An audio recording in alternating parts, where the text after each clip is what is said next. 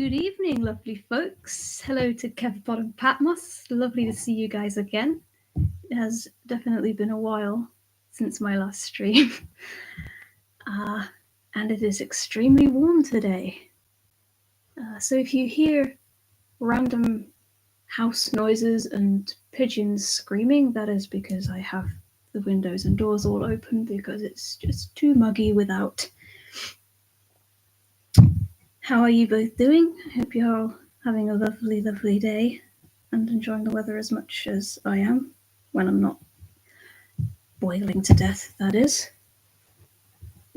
As you can see, I have finally managed to find a camera angle that is somewhat better than my last one, and I have been adjusting the focus, so hopefully that should also work as well.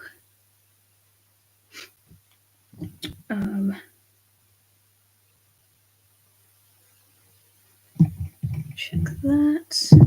They don't need that. And go. Okay. Okay, waiting for MedEquip to deliver my oxygen in a little bit. Oh, I hope that they get there okay then, Kevin. Camera looks good. Brilliant. Glad to hear it. Making another carriage set today, but this time it is in Breyer traditional scale.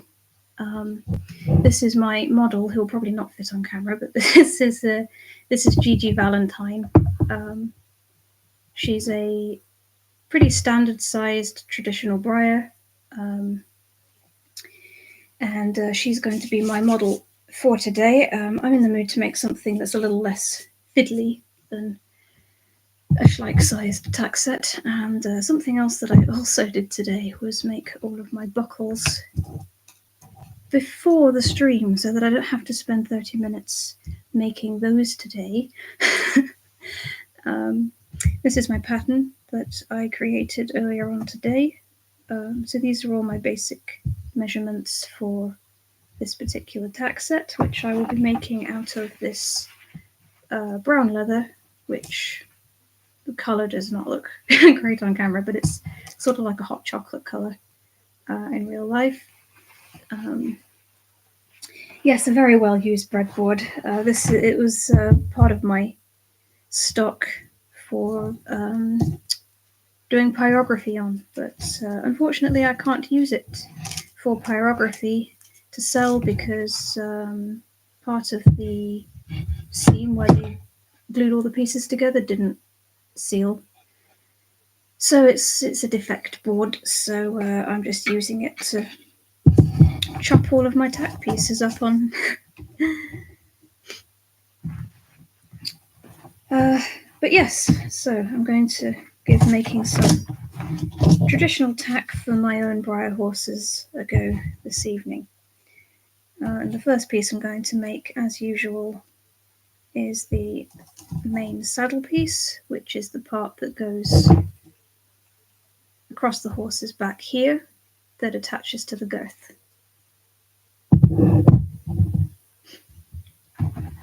And I did bring up my fabric scissors this time, so cutting everything out should be considerably more easy than it was last time. The first thing I'm going to do is cut a straight line to start with.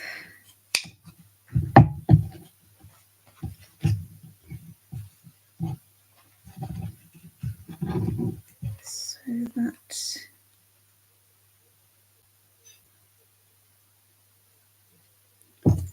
can clip that to it.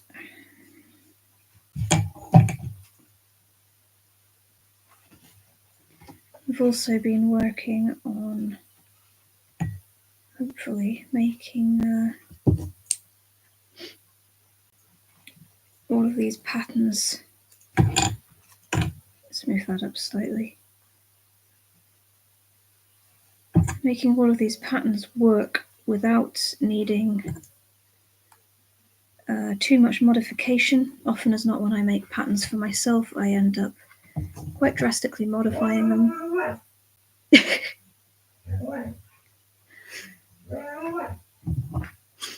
don't know if you can hear that, but Mishka is speaking to Mum downstairs. She is a very talkative Huskanut, that's for sure. But yes, when I make patterns, typically speaking, I make very rough ones that ultimately only I would really know how to put together because they're a very rough guideline. But I'm trying to make these ones actually work as patterns because ultimately I intend to make them available for other people to purchase from my Etsy shop. I'm building a second Etsy shop for my model tack and things currently, which ultimately...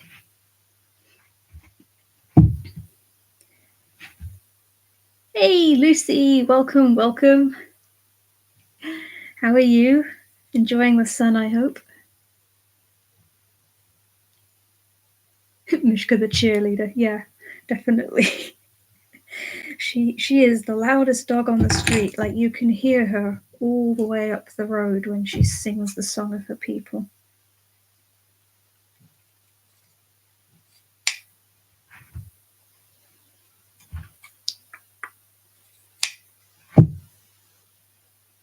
It sounded like Mishka was complaining she wasn't allowed on the stream. Yeah, that's Mishka loudly telling my mum that she is hungry and has not yet been served dinner.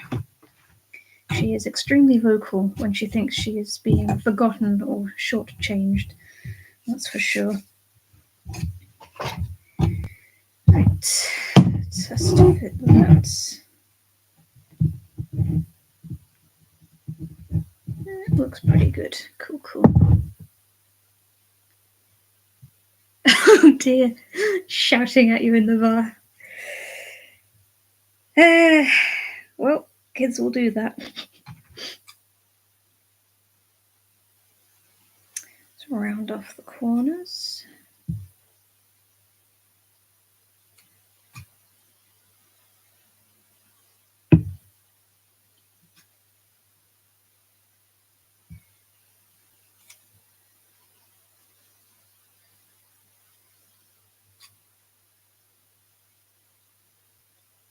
Hi, Kaz and Reptiles. Nice to see you.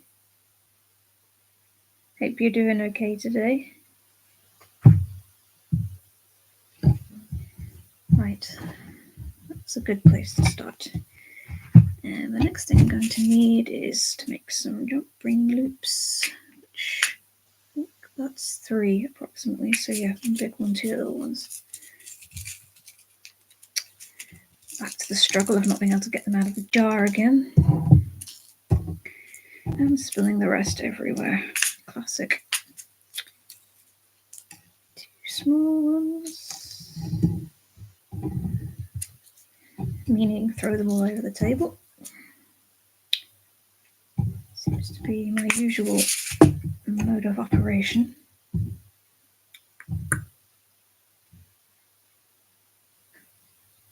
There's about 100 toy insects in the bath with this kid. Knowing Jasper, I am not even remotely surprised.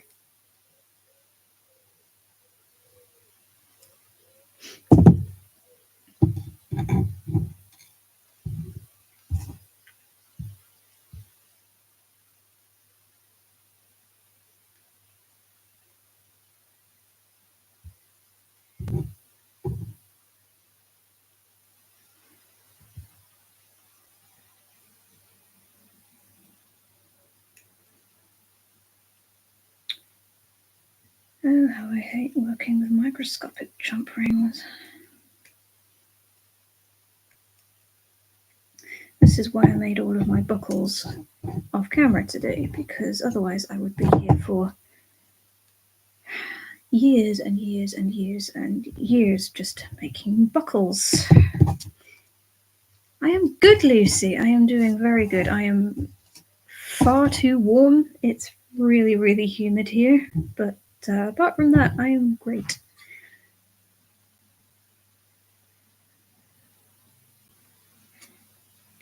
There we go. Right.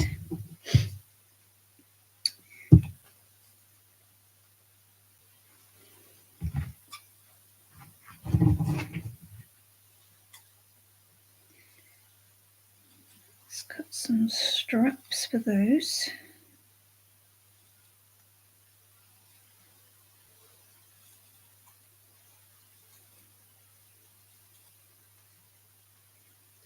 What has everyone been up to today? Been out enjoying the sun, or hiding indoors because it's too hot to be out in the sun, or at work?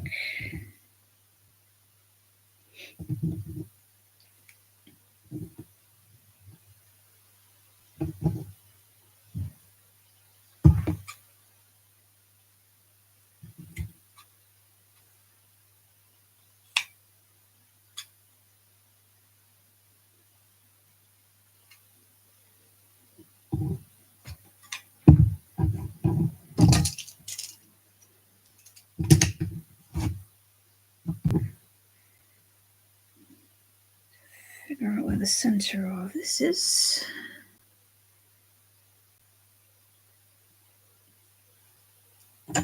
Because last time I tried to cut holes in something, I did not get it centered, and it annoyed me greatly. So we do it like that, then with any luck, it should be centered.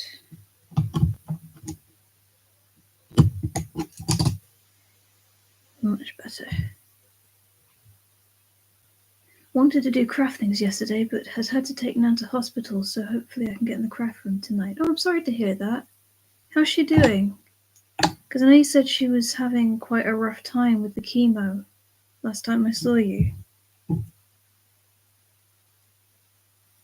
I hope she's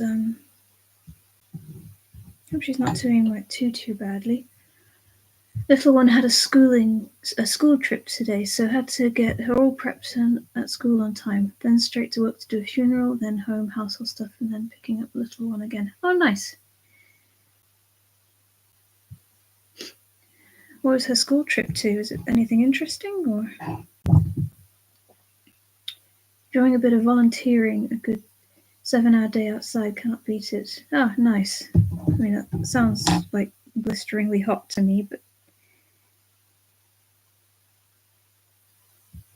yes, and we're back to not being able to fit leather through gaps again. Because I forgot to thin it down.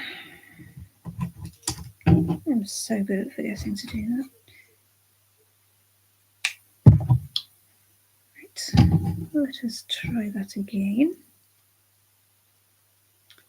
Ideally, what I need is a pencil or something of some description. I know that might work. There we go.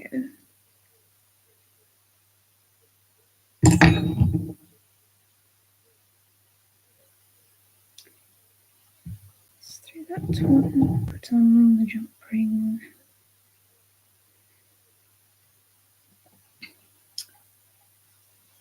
Kids amusement park, not my stuff, but was happy had to work so I could say no to going along with the trip and guiding kids there. Yeah, I don't blame you. I like certain amusement parks, but not with kids.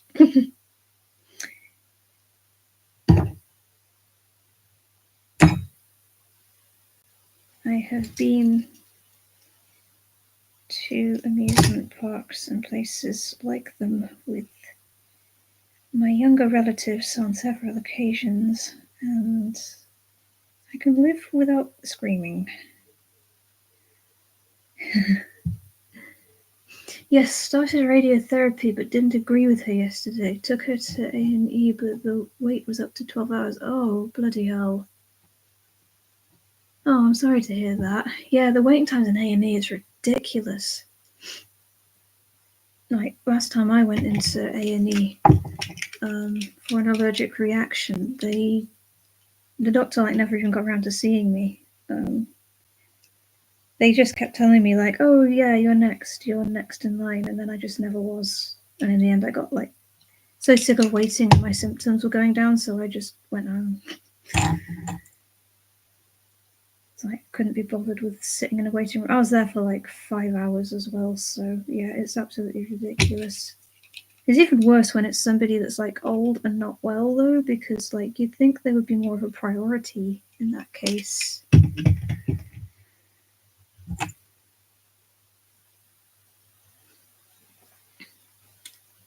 Shame they don't do trips to the local cheese museum.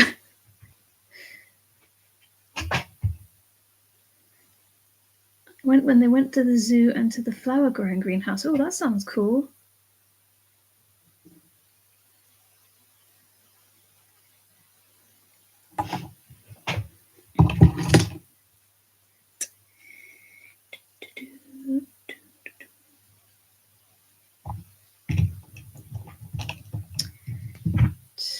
Let me find my reference photo for this set so I know what I'm doing.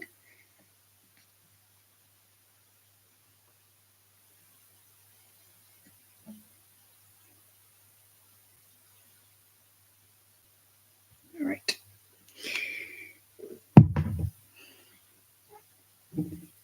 Okay, so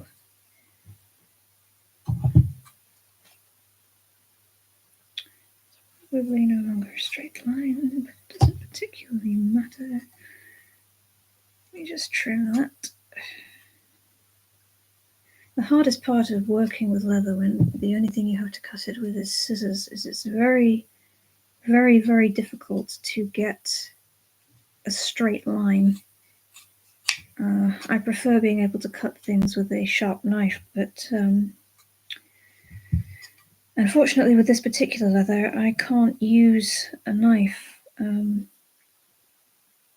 because the leather's very, very thin, and the dye colour that they've used comes off if you tear the surface. So I have to use scissors, otherwise it makes the leather look chewed, which is not ideal.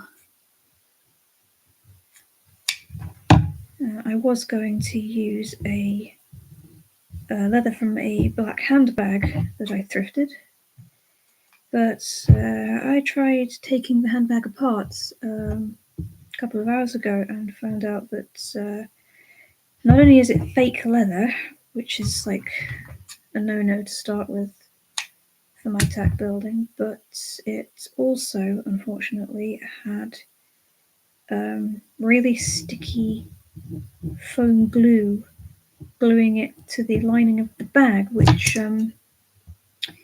would have meant that anything I made out of it would not only have stuck to me, but also to the model I put it on. That's not ideal. So I did not end up using that. This particular leather that I am using is not my favourite. It's not as nice to work with as some of the others that I've used.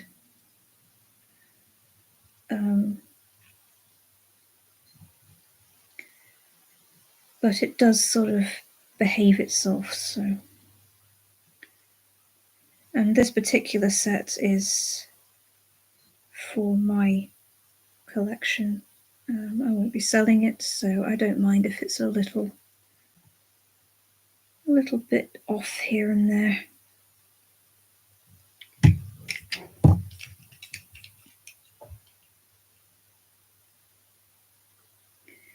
have a feeling that I'm running out of super glue,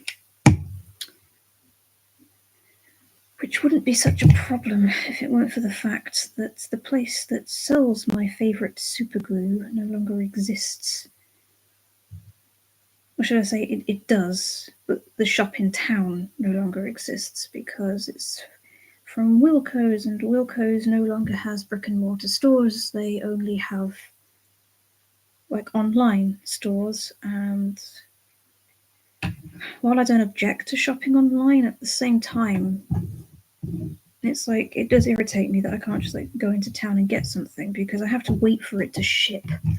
And often as not, when you want something that's online, it's not in stock when you order it, and then you have to wait,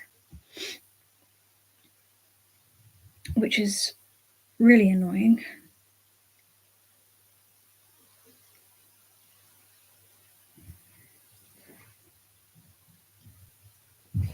Thankfully, the sealant that I use for my model horses is available in my local shop. I just really hope that it stays that way, because the particular brand I use, which is Humbrol, is more expensive in a lot of online stores than it is at my local hobby shop.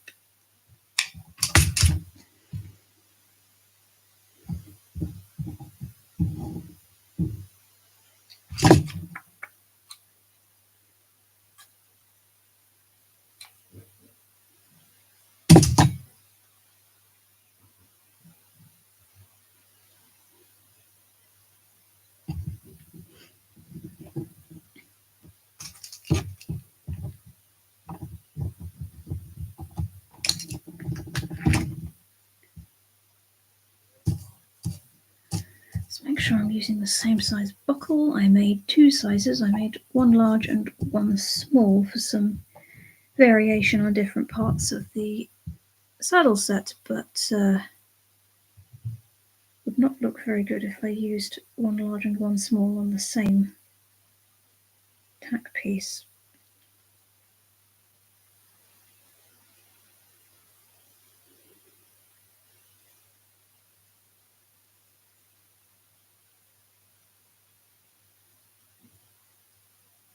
Go on, get through there. There we go.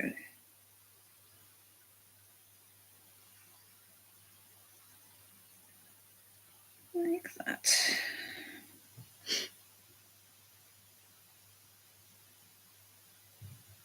Buckle tongues are a little long, but I'm going to trim those later. My heavy duty wire cutters are in the shed currently, and I have not somehow gotten down there to fetch them. I only went down there once today briefly to get my scissors, and my goodness, let me tell you, it was hot in there, so I have not been in there today apart from that. Do I keep spares like scissors or other crafting tools? Yes, I do. Which I periodically have to replace because things get very blunt after a while. But scissors wise, I have these ones. These are my like heavy duty ones that I use for my leather bag making and stuff as well. I also have several pairs of much smaller scissors that are around this size that I use for model tack making when I'm making like saddles and saddlebags and stuff and need to snip small areas. When it comes to like knives and things, I have tons and tons and tons of those. And obviously, like glues, I always have backups. Because my ability to lose things it has to be seen to be believed. The amount of times I will put something down, turn around to get something, turn back, and it's gone is actually bizarre. And my brain refuses to tell me where I actually ended up putting it, so that's always fun.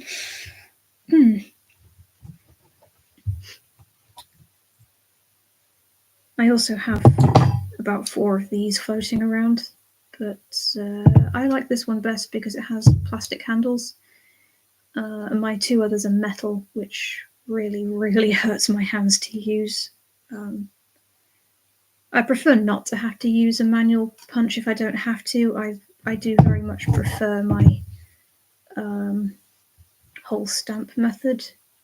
It's less back-breaking and doesn't wreck my shoulders as much. But for some things, I find that this one has to be used, especially for making full-size bags and things, because if I'm having to go through multiple layers of leather at the same time, the hammer method doesn't work. It doesn't go through well enough. Right, so that's the centerpiece for the chest harness part done.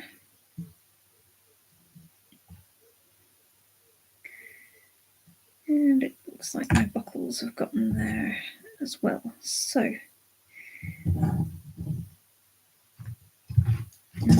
to make some belt loops.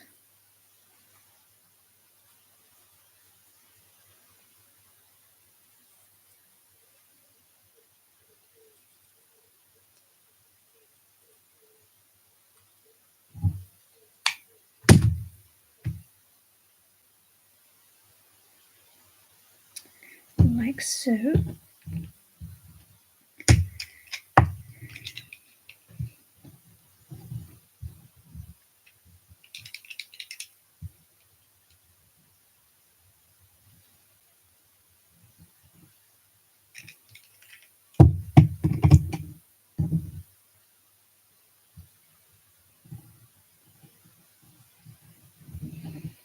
And of course endeavour, as always, not to stick myself to it.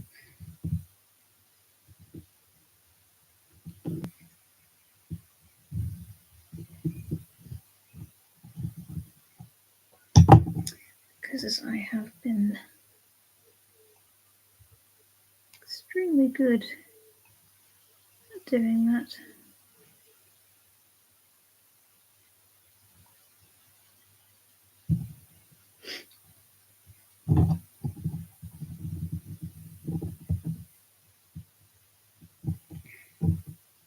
I'm hoping to be able to put out a full tutorial soon on making hardware for model tack, DIY buckles from jump rings, for example. Ultimately, I do plan to have a full saddle tutorial out with a pattern that can be bought on my Etsy shop for people that want to make their own tack and follow along.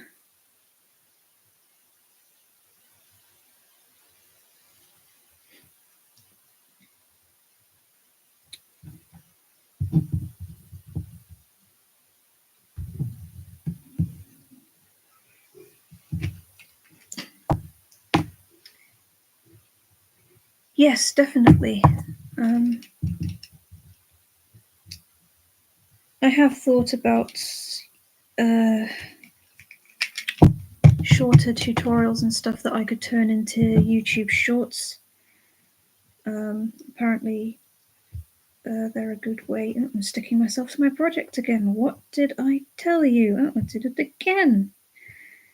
Goodness, I really am amazing at this, aren't I? Yes, apparently YouTube shorts are a good way to keep your channel like ticking over when you're not making full-length videos.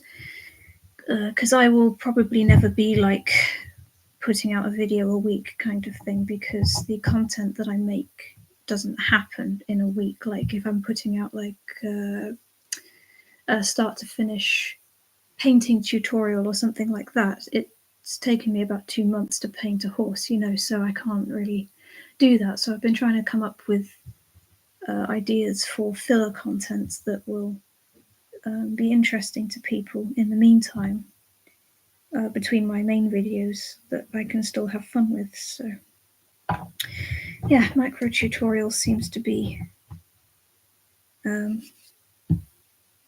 good way to try that. Check that reference again.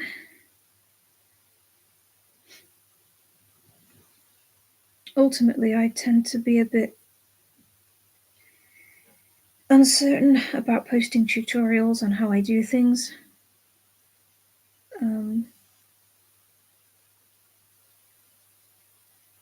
Mainly because I tend to worry that my techniques aren't good enough, or that I'm not like professional enough at it yet to be teaching other people to do it. But ultimately, I think whether or not you're like absolutely professional at something, it's still fun to share my own learning journey with other artists and share my techniques that work and the ones that didn't, and my fails and wins along the way. I think trying to perfect something before you show it to people is a bit unrealistic, really. Everything takes time. Everything is a learning curve, even for people that have been doing it for 20 years. You still learn new things, and I prefer to be quite real about my experiences as an artist than like only showing people things when I've like gotten fabulous at it. Do you prefer wooden pegs to the plastic ones in terms of gripping the material? I prefer the plastic ones, to be honest, because they are very straight, but the pegs, for some reason, when I open them, they do this. They go over to one side and then they warp everything that they're holding out with them, which is really annoying if it's something that needs to be like held straight. So I only really use the pegs for things that, like this one was held by a peg, and it's dried wonky, which thankfully you can't tell on the right side, but it still annoys me. People usually relate more to people that sometimes have a struggle or something that goes wrong along the way and you fix it than to perfect people that do perfect stuff. Just be you. You make amazing stuff. A tutorial on how you make what you make is great. There will always be people complaining or not enjoying it. Just do what you enjoy. I learned that by now. Yeah, that's very solid advice, and thank you.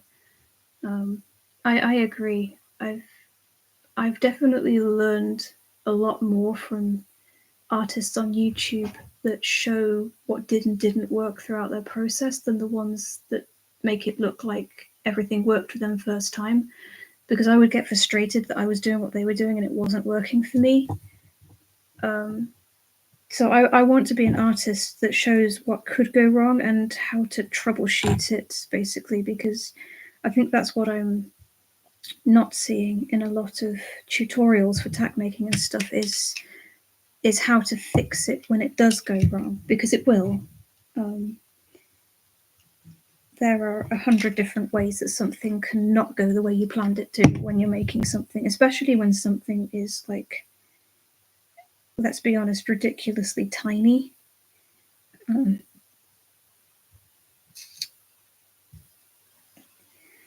And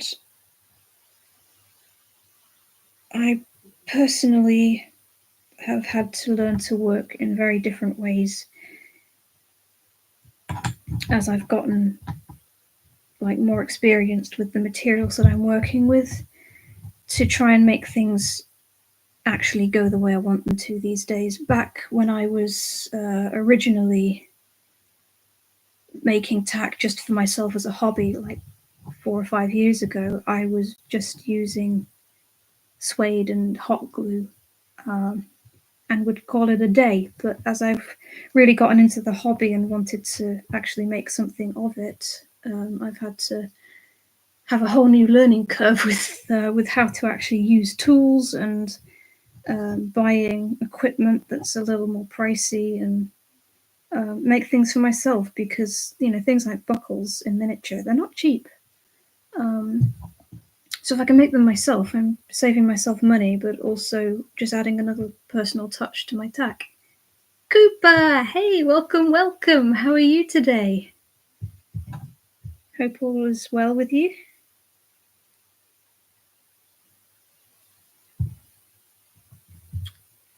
Okay, so there's 3 of those. Got it. This is what I love about making tack pieces in a slightly larger scale. I can add so many more little details and buckles and rivets and straps to it that I can't do when working in a much smaller scale.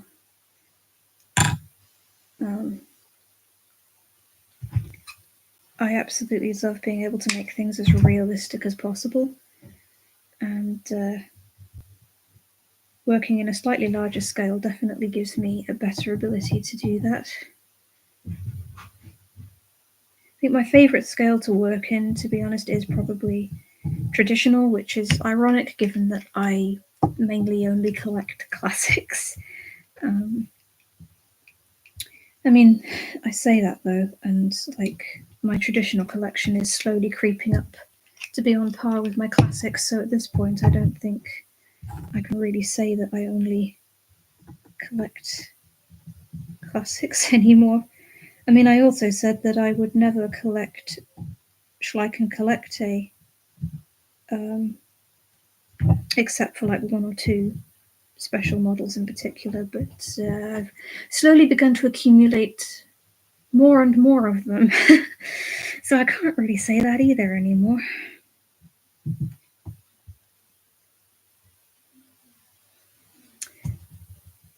Oh, I'm sorry to hear that, Cooper. That doesn't sound good at all. I hope that they can get that fixed for you. That doesn't sound like a very good time.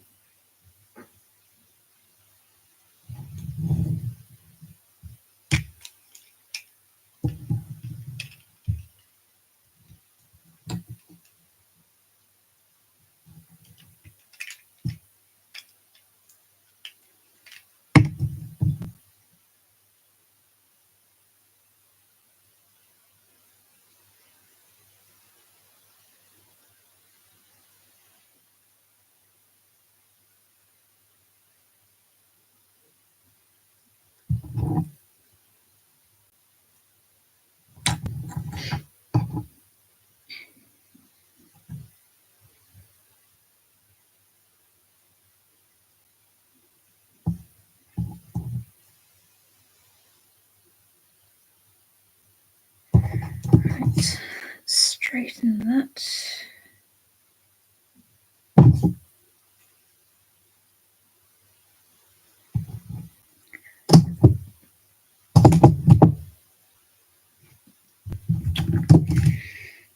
Cut more of this.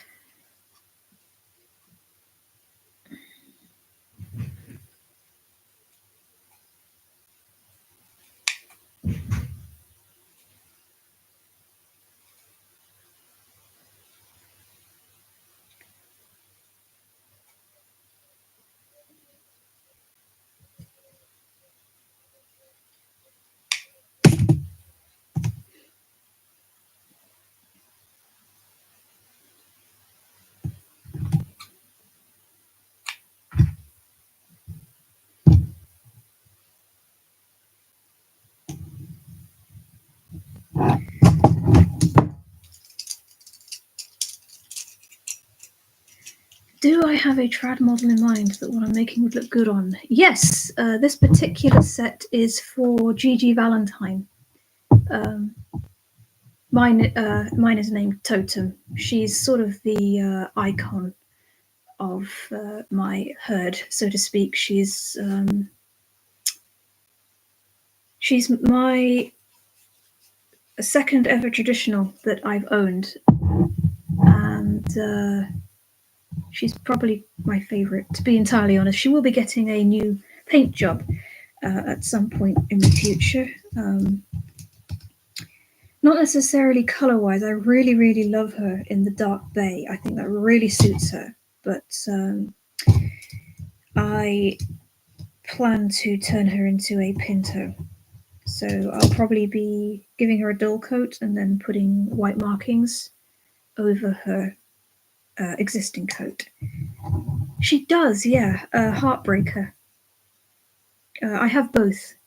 They were originally glossies, but I don't collect glossies. I don't like high gloss models. I want my horses to look like real horses. So I gave Gigi a dull coat. I have not yet given Heartbreaker a dull coat. Heartbreaker also needs a new name. I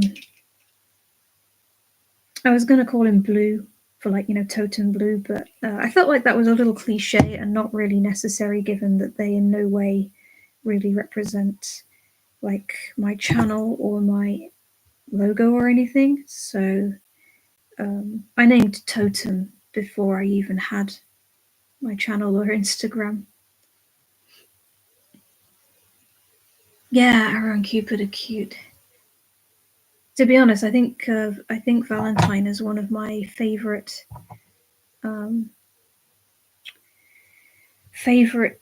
traditional thoroughbreds that Breyer's made.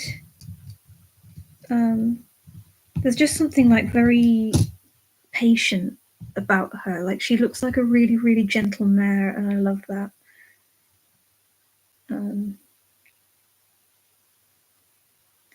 She's also the only model I've got that's really convenient to be a tack model. I do have several traditionals now, but all of them either have manes that get in the way, or they are far too fat. So anything that I made tack wise would have to only be for that model. By which I am definitely referencing Big Checks to Cash, because he has a girth that is ridiculous. He's supposed to be a quarter horse, I believe, but he's not anatomically brilliant. I think he needs a new coat job, because the one he's got is, I mean, I know he's a portrait model, but the one he's got does not flatter him fabulously.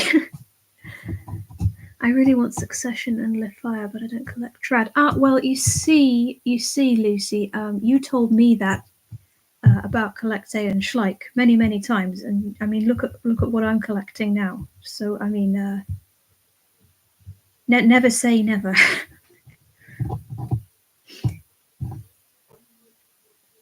Little plastic ponies have a way of sneaking up on you. I mean, I just bought 2 more traditionals today, actually, from a friend on Instagram. They're both traditionals. And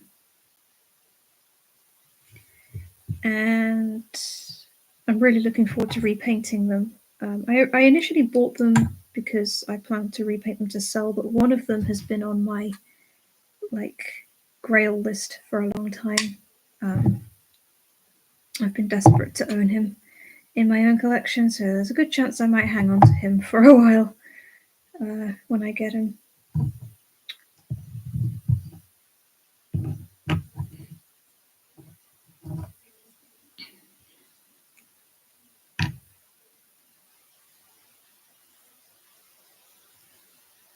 Catching the collecting bug.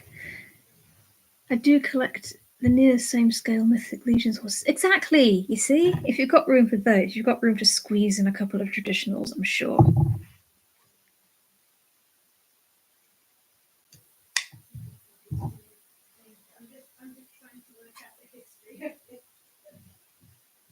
I mean, I think the Mythic Legions ones, are they smaller than traditional, or are they bigger? Are they 1 in 6? I'm trying to think.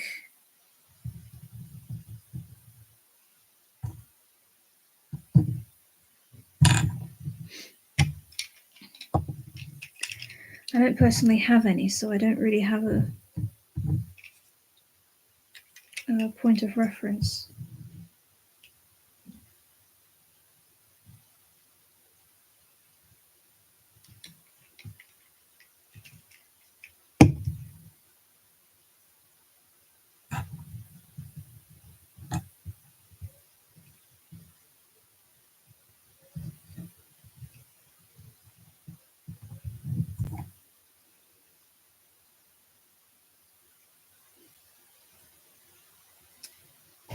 One in 10. Okay, so like just one scale off then, because traditionals are 1 in 9. So the bigger the number, the smaller the scale. So yeah, they're just one scale down from traditional then, if that's correct. It's a pretty nice size, actually.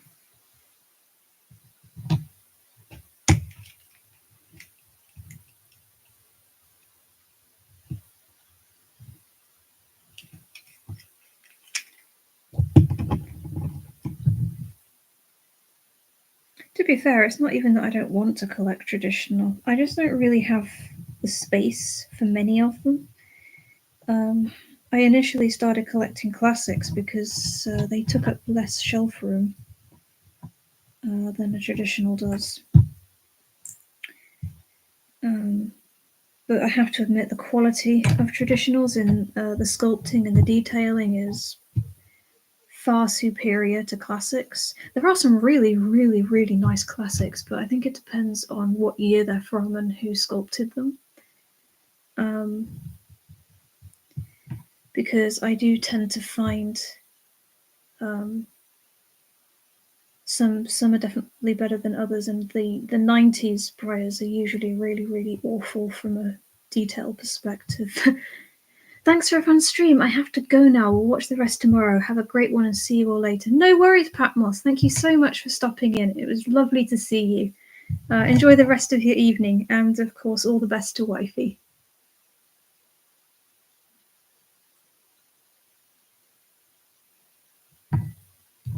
Need a room full of shelves. Yeah, I do. Who knows? When I get my own place, maybe I will. You never know. You never know. Check the fit on that.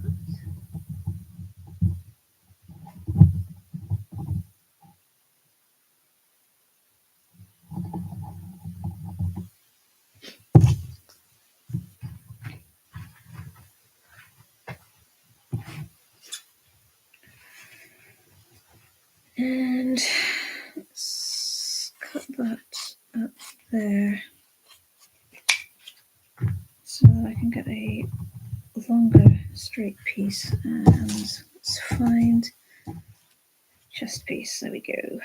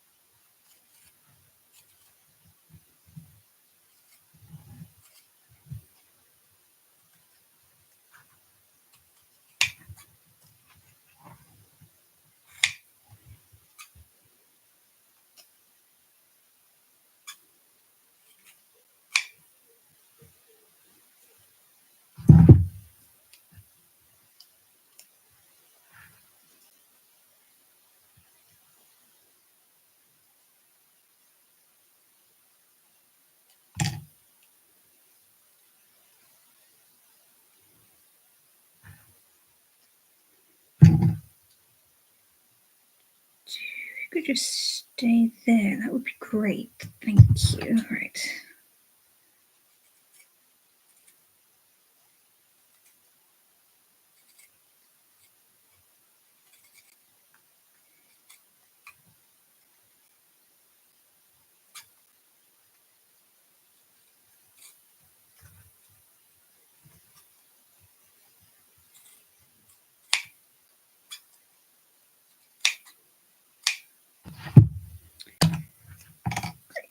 There we go.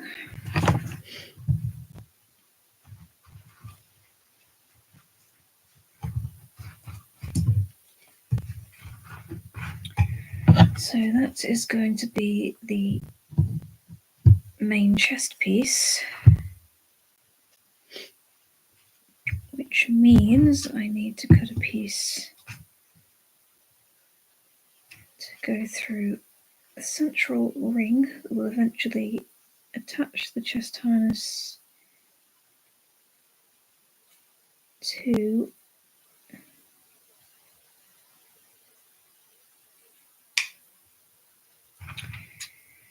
the girth.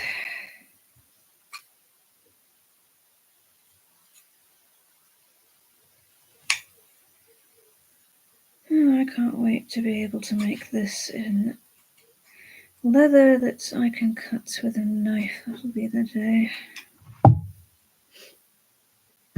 Right, jump ring.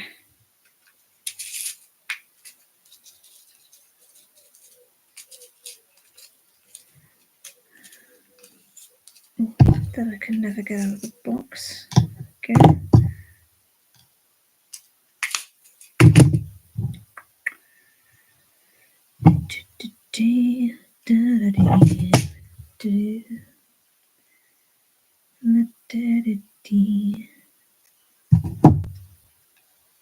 There we go.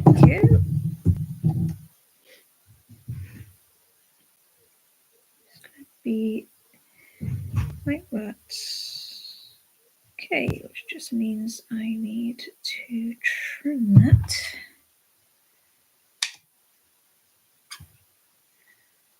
And then even off the ends.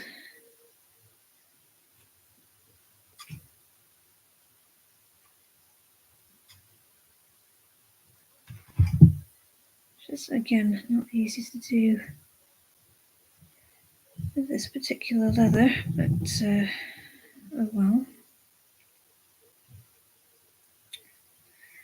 Thread that onto the jump ring, make sure the jump ring is central.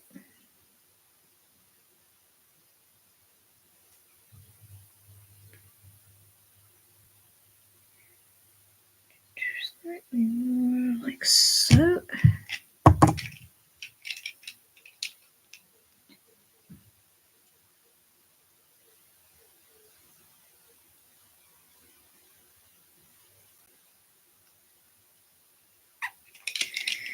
Glue, glue, glue, and then try to centralize that.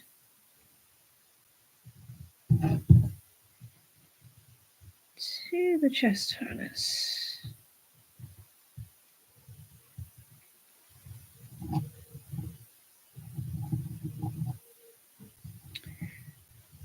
More or less like that.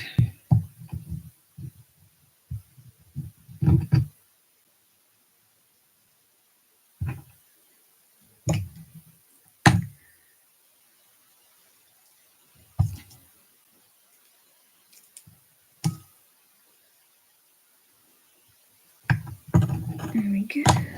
Back to these so I can trim the ends of that.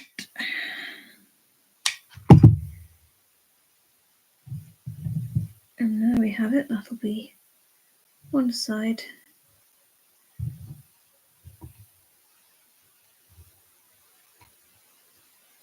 One side of the chest harness. And now I have to turn this one into the same thing. Where the jump ring go? Okay.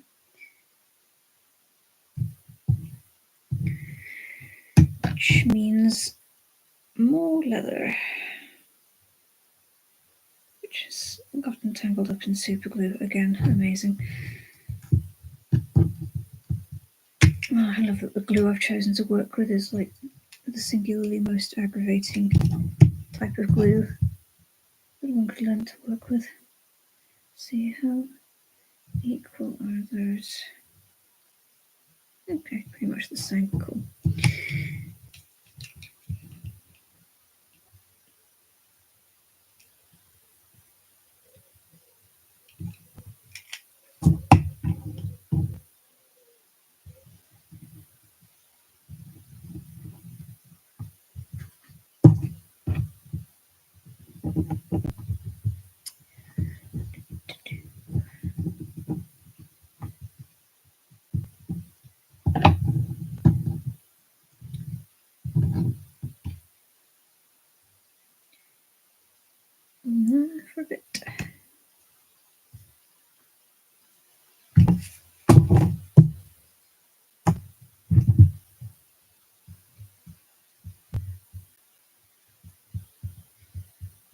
And let me have a look at my reference again.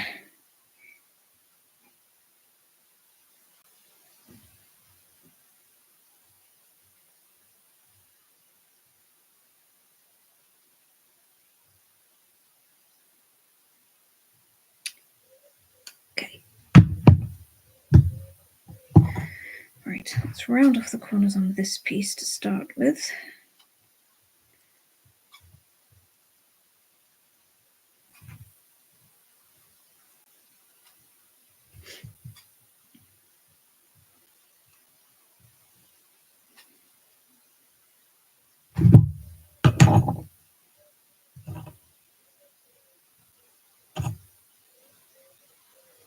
To measure that in a moment because it doesn't look like I quite got that central, which is annoying, but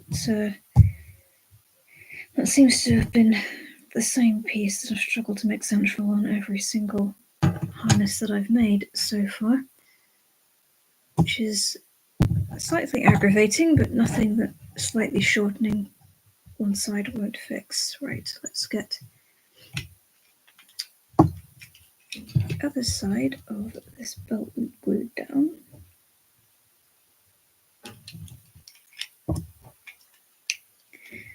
Quite excited for this set, to be honest, because I have plans to actually make a carriage to go with it for Gigi. Not a carriage per se, but like a cart, a trap kind of cart, which I've never attempted to build before. I think the wheels would be quite a challenge, but I'm always down for a challenge. Do I find certain glues are better for certain things? Yes and no. I tend to find for most of my miniature tack that super glue is usually the best bet. But when it comes to, if I'm making saddlebags, because when I make saddlebags, I sew them using saddle stitch. I don't glue them together. So to secure the end of my stitching so it doesn't go anywhere, I tend to use a drop of fabric glue. Fabric glue lasts far better in places of wear and tear.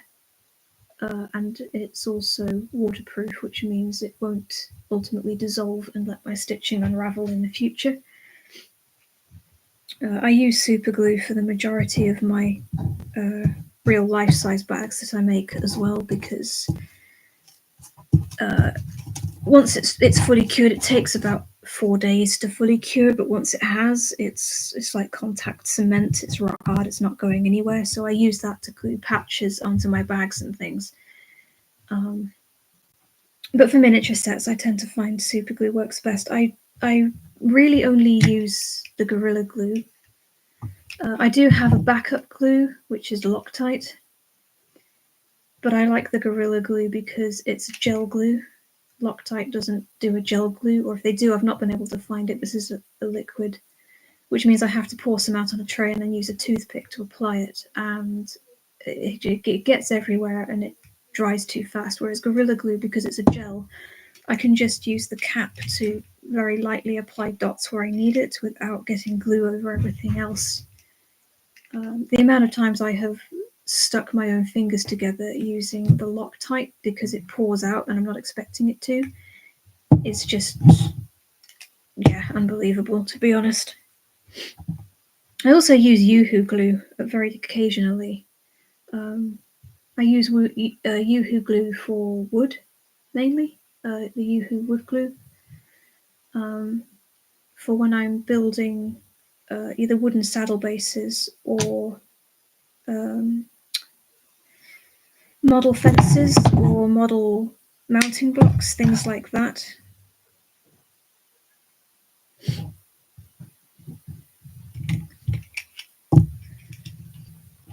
I did used to use super glue for those too, to be fair, but super glue doesn't typically hold wood for very long. I found it snaps really easily. So definitely, I think it's because I used to take a lot of shortcuts. I don't have a lot of patience, which is ironic given I'm a bit of a perfectionist. But yeah, patience is not one of my more noted attributes. So I tend to try and use things that will have a very instantaneous effect, which is why I don't tend to use fabric glue and wood glue for projects that are just for me. I'll use them if I'm making a piece to sell because I have a higher quality of, like a higher standard of quality if I'm selling pieces. But if it's just for me, I'll take like 300 shortcuts because I'm not waiting around for glue to dry. I lose interest in something very quickly if it's not moving fast enough. So, but again, that's also why I just tend to have multiple projects going on at the same time, because then while I'm waiting for one to dry, I can get on with another one, which means then I'm not constantly waiting with nothing to do to keep me entertained. Right, if I fold that in half, is it in fact central? Maybe like 2 mil off. What does it look like on GG?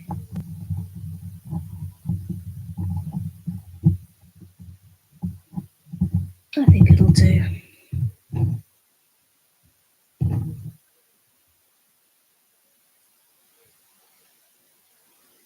Might just trim that end very slightly.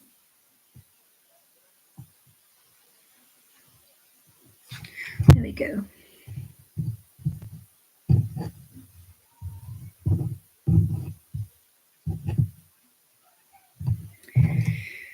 Right, and then I need to clip that, shape the ends.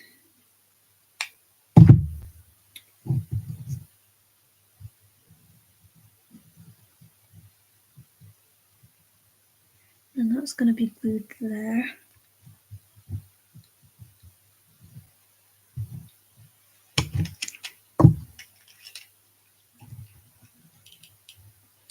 So I'm going to apply the glue straight onto the base piece for that bit, I think, because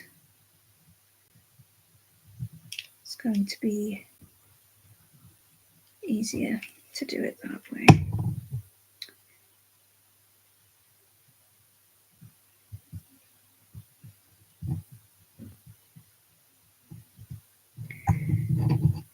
Clip it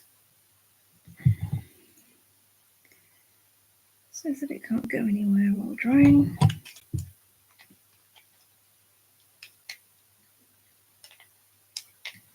Thank you, Kev, that is much appreciated.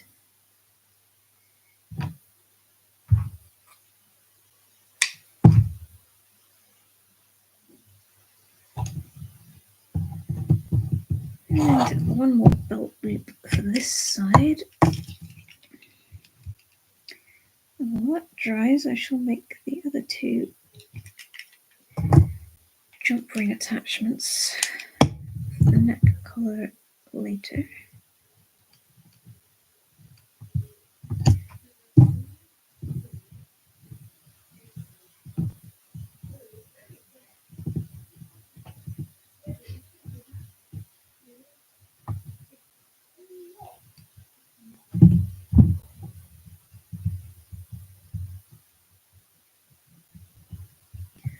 Saddlery at the tannery uses a glue called Casca contact glue for leather. Not sure if it's just a Swedish glue, if it can be bought in Europe. Oh, interesting. I'll look that up and see if I can get some. I'd imagine I could probably buy it online, like from Sweden, even if it is a Swedish glue, surely.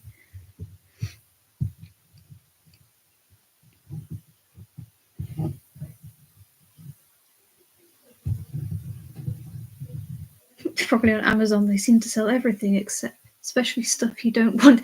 Ain't that the truth? Ain't that the truth? I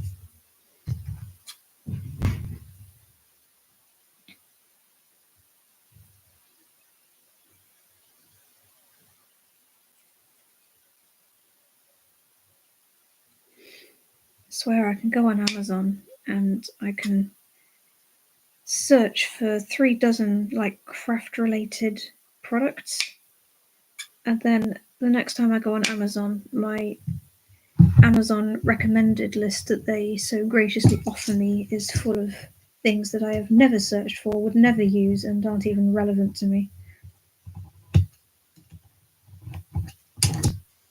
And I mean, like, really, really not relevant to me. Like, the other day I logged onto Amazon because I needed to get some more crafting material. I needed some more leather lace for my necklaces, and one of the first things that they offered me on like the I suppose technically it's Amazon's like For You page uh, was lawnmower parts. Um, I do not need lawnmower parts, thank you, Amazon. Out of everything it could possibly offer me, that's the most nonsensical.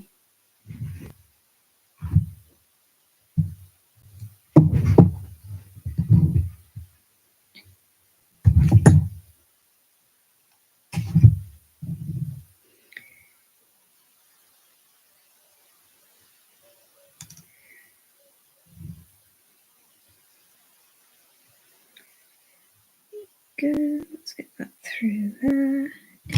Glue.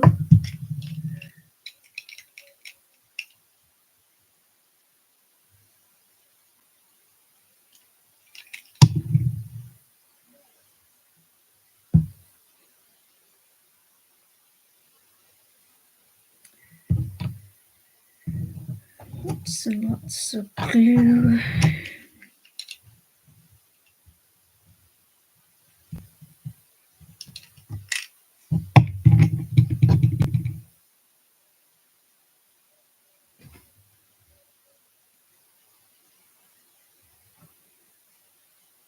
I'm going to need to douse my hands in acetone after this. Feels like I've got a second super glue skin.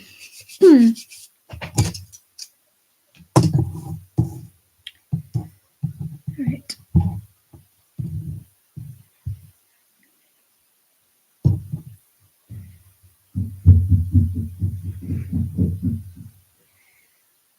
That could probably do with a bit more glue.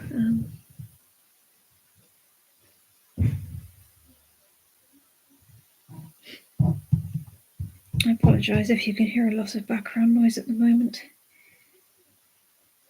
I have the door open because it's just so warm, so everything that the family is doing is audible.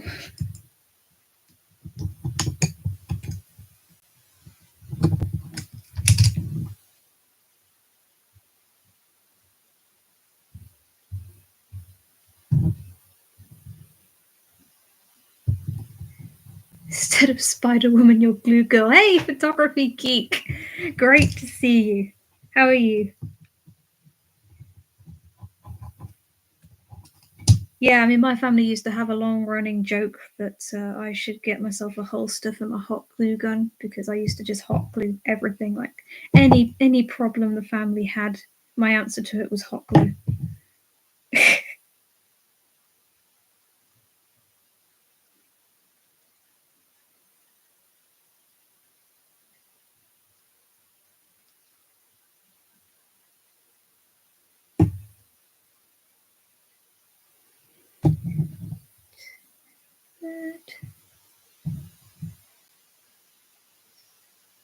On you go.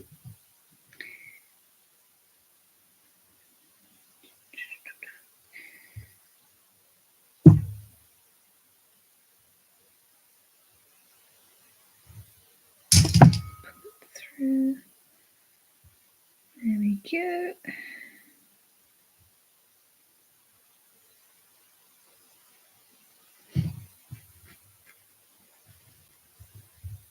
Oh, I'm glad you're great. Yeah, I'm good too.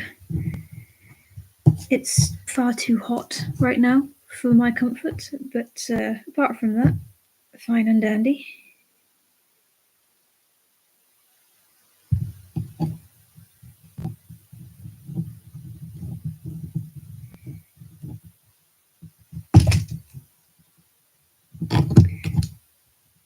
Probably going to regret eyeballing this and find out that I've put it in completely the wrong place, but I'll have to see.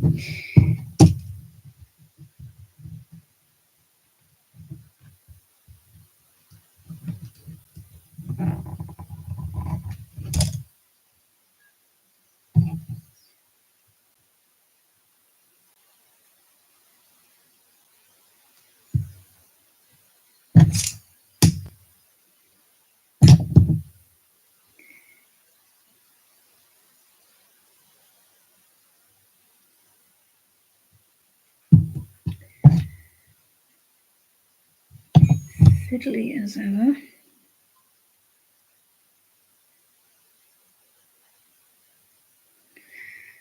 There we go. And I need more jump rings yet again.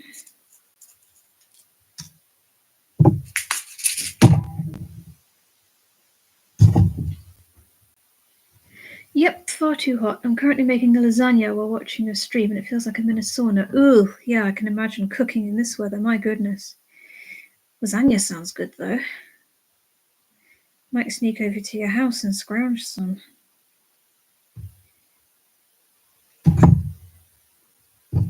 She says, like she didn't just eat fish and chips.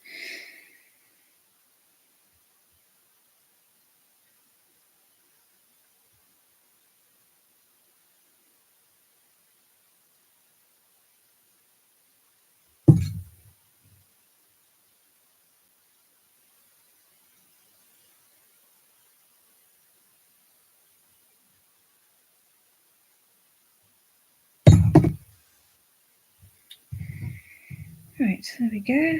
It's not hideously off center, I suppose. Hopefully that's dry now. Ouch.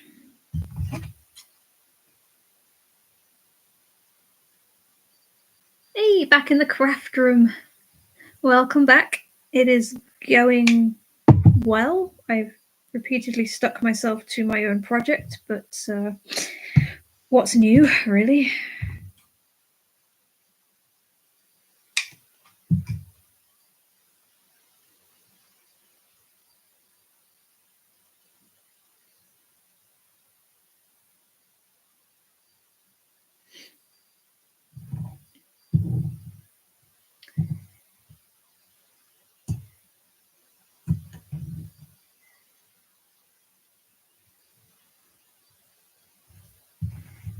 I had a BLT earlier, but without the unhealthy L&T.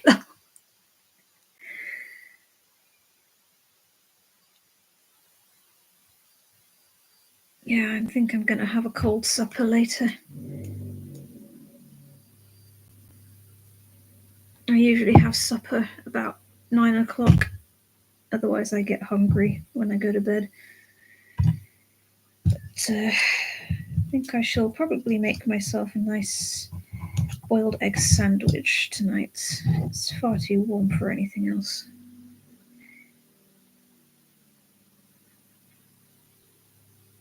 Sure, I'll save you a bit. You're too kind. Too kind.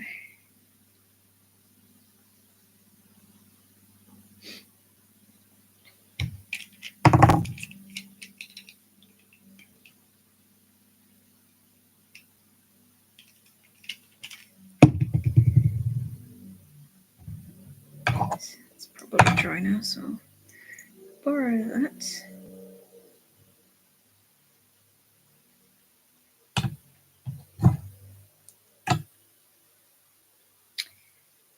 And that looks like it's done nicely. Let's test it on GG.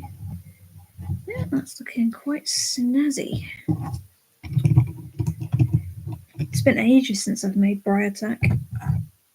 I think the last time I made Breyer Tack was probably when I made the halter that Gigi's currently wearing, which was, I forget exactly when, but it was last year sometime now.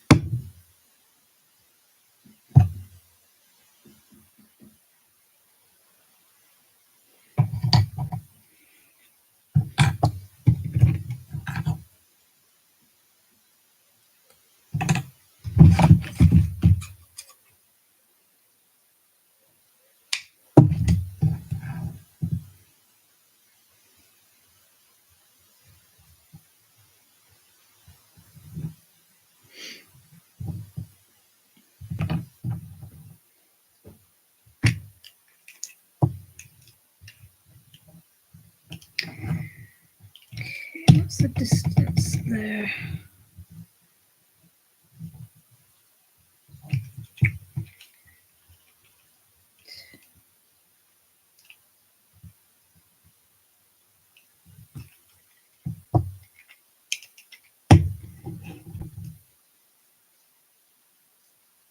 My neighbour treated me to a wonderful fish and shrimp gratin earlier today. I think I ate the equivalent of a small ocean of fish. Absolutely delicious, but she has had restaurants before. Ooh, nice. That sounds rather tasty.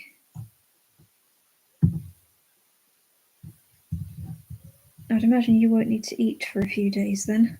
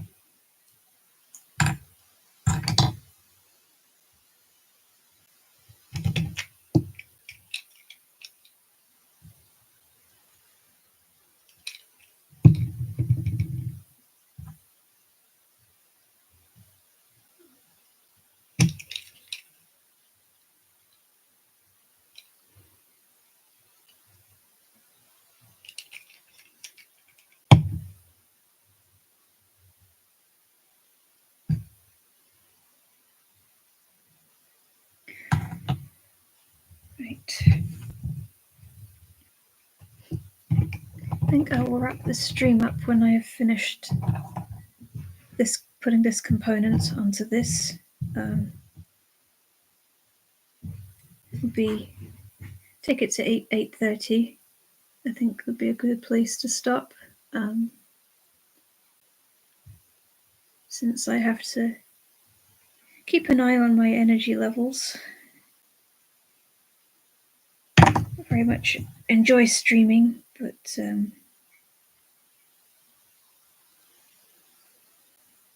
talking can take a little bit of energy. Let's trim that. And without trimming the wrong thing, let's not do that. I'll have to restart the whole piece. That won't be fun. And then cut that about there. And trim that up.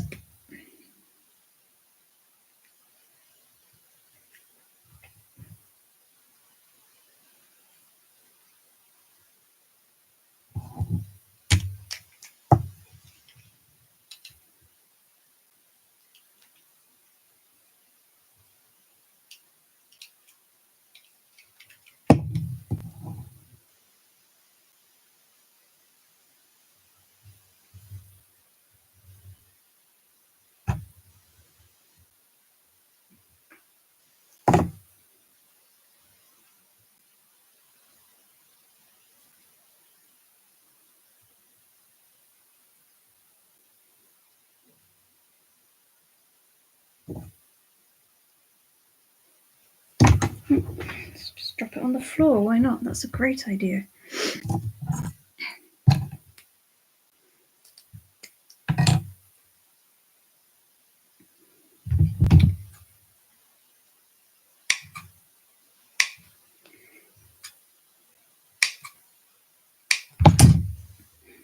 Oh, darn it, that's not what I wanted.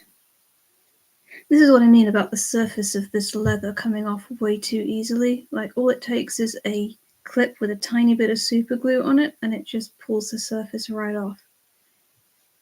Thankfully, because it's just a piece I'm doing for me, I can just hide that with a bit of brown Sharpie later. But yeah, that's extremely annoying.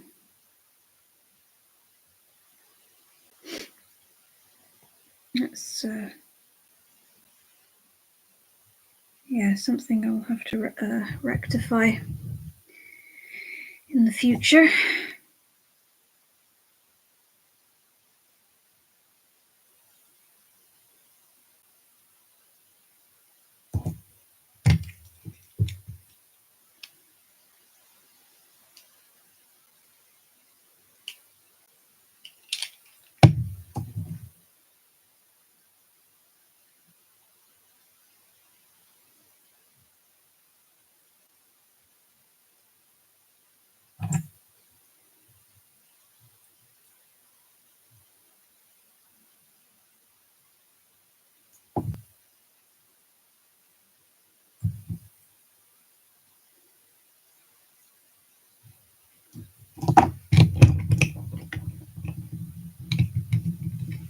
She had a mix of cod, salmon, and tiger prawns. It mixed perfectly. Ooh, nice. I do like a bit of cod. Cod is probably my favourite fish. I like salmon too, but it's a little rich for me, to be honest. I like smoked salmon. Smoked salmon is really good.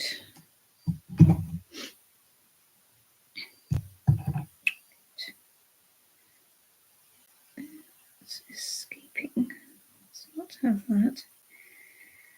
Yes, I'm going to have to do some rectifying on that one, unfortunately. That's a shame. But it happens. That's what happens.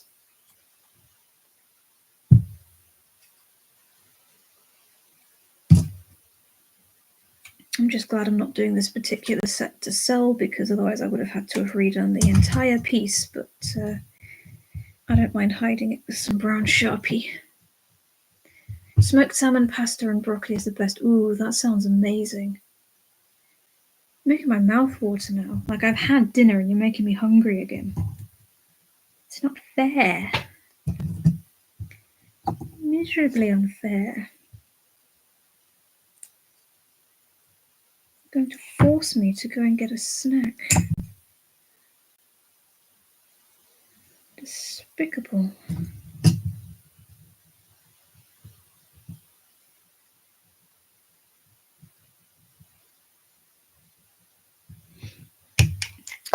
Right, let's get this bit glued on.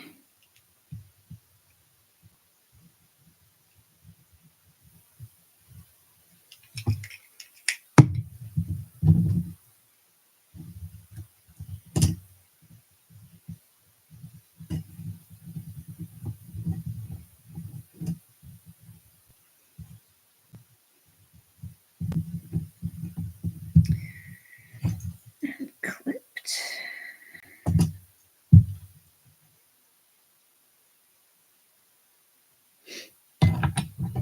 And that is the chest harness finished.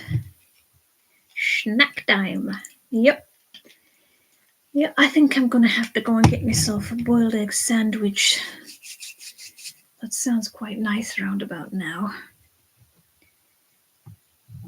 Right, I should just let that dry and then I shall show you where we've got to this evening before I leave. Should also have to rectify this, I think, because the ring keeps slipping through the back, which means it's disappearing on this side, and that's not ideal. I might end up remaking this piece altogether if I can't rectify that. It means I've made the cuts too close together. It won't matter ultimately, I don't think, because I'm going to be gluing another piece of leather onto the back of it. But combining that with the fact that some of the top leather got ripped off, I might just remake it off stream.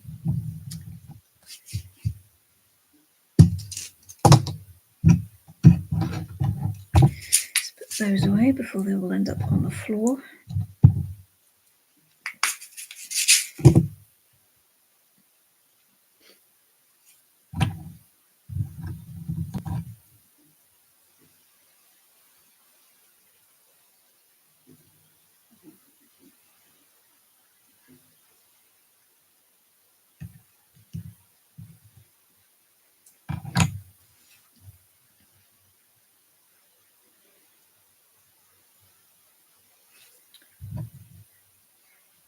And hopefully later on, hopefully this week, but either this week or next week, I will have some tutorial videos out on how to make buckles, and also some other tips and tricks for model tack making that I've discovered along the way. Not as tasty as freshwater pike perch. Can't say I've ever had that. I think the only freshwater fish I've ever had was trout, which in all fairness was actually really nice.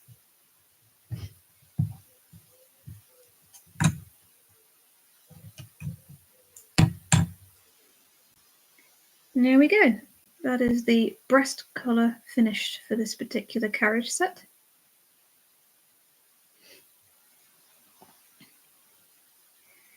And of course, the saddle piece, which unfortunately has gone a little bit awry, so I will probably have to end up remaking this piece, I think. But I'm happy with the breast harness. That's fine. So yeah, a huge thank you to all of you who've tuned in this evening. It's been amazing hanging out with you all. I've had a lot of fun making this and chatting with you all. And I hope you all have a great rest of your evening, day, morning, wherever you happen to be. And I will see you guys next time. Good night.